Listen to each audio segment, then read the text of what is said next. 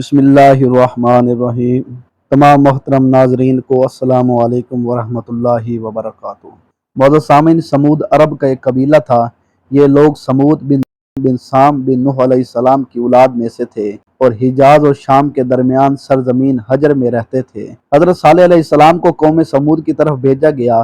جب اللہ تعالیٰ نے حضرت صالح علیہ السلام کو ان کی طرف بھیجا تو حضرت صالح علیہ السلام نے ان کو اللہ تعالیٰ کو ایک ماننے، اس کے ساتھ شرک نہ ٹھہرانے اور صرف اس کی عبادت کرنے کا حکم دیا۔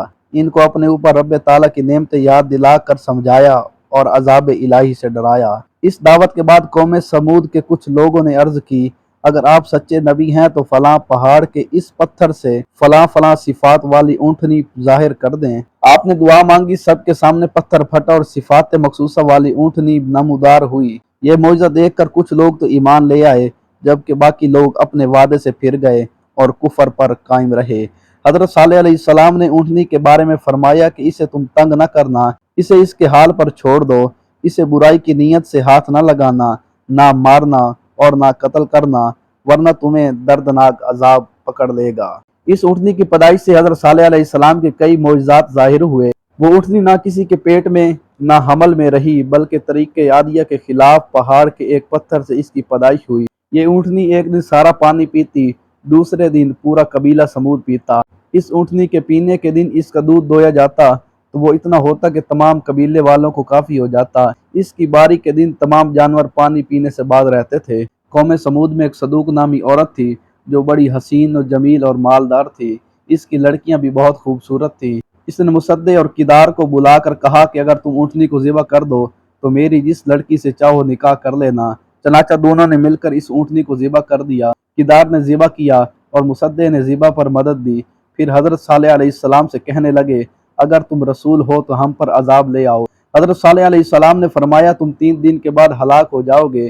پہلے دن ان کے چہرے زرد، دوسرے دن سرخ اور تیسرے دن سیاہ ہو گئے۔ پھر وہ لوگ اتوار کے دن دوپہر کے قریب ہولناک آواز میں گرفتار ہوئے، جس کے ان کے جگر پھٹ گئے اور وہ ہلاک ہو گئے۔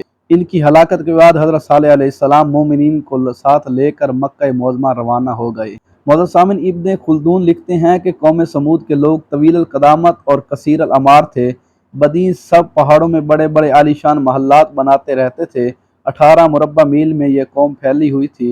دولت و قوت اسے میسر تھی۔ دیار سمود میں پانی کی بڑی قلت تھی۔ لوگ دریا کے نہ ہونے کے باعث کنویں کھود کر پانی حاصل کرتے اور زراعت کا کام سر انجام دیتے تھے۔ اس کے علاوہ ان کے پاس صرف ایک چشمہ تھا جو ضرورت کے اعتبار سے ناکافی تھا۔ سمود کے لوگ اعلیٰ محلات بنوانے کے بڑے شائق تھے اور وہ تجربہ کار اور ماہروں کو بلواتے، عمارتیں تیار کرواتے۔ مختصر یہ کہ قوم سمود کا بیشتر حصہ انہی کاموں میں لگا دیتے تھے۔ آہستہ آہستہ ان کا یہ شوق انہیں اپنے خداؤں کی سنگین مورتیاں بنوانے لگے اور ان کی پرستش کرنے لگے۔ حضرت صالح علیہ السلام نے فرمایا کہ اے لوگوں، اللہ کے سوا اور کسی کو پوجنا چھوڑ دو، صرف اس کی عبادت کرو جو اس کائنات کا واحد خالق ہے۔ اس کا شکر ادا کرو اور غرور سے باز آ جاؤ، ورنہ ایسی مصیبت آئے گی کہ بجز خدا تمہیں چھڑا نہ سکیں گے۔